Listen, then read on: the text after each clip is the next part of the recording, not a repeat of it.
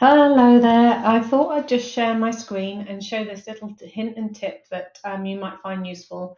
It's interesting, isn't it, when you know how to do something, you know how to do something, but if you didn't know it was available to you, then you didn't know it was available. And so I came across this today that somebody didn't know how to do this, so I thought I'd record it and hopefully it's useful to you.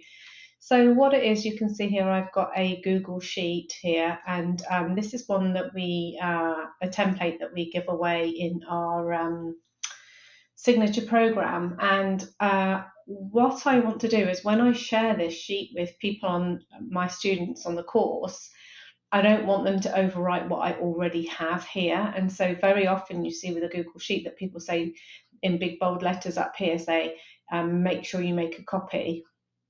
But to avoid that actually happening, there is a way that you can set that up. So what you do is you grab the URL up the top here, copy that, and then let's put it in this one, paste it in there.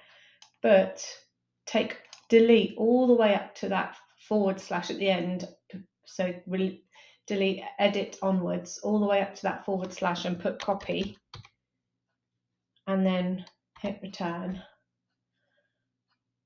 And it makes you make a copy. I'm not sure that this recording is letting me show you how that works, but let me see this. I'll copy that URL, start again, paste it,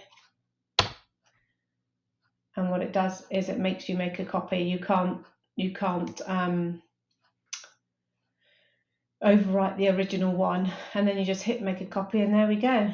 That's what you get. What your client or whoever it is that you're sending the copy to will receive. I hope that makes sense, because I've seen that Loom hasn't liked me recording that, so I'm hoping it hasn't interrupted this recording. Hope that's helpful. Bye for now.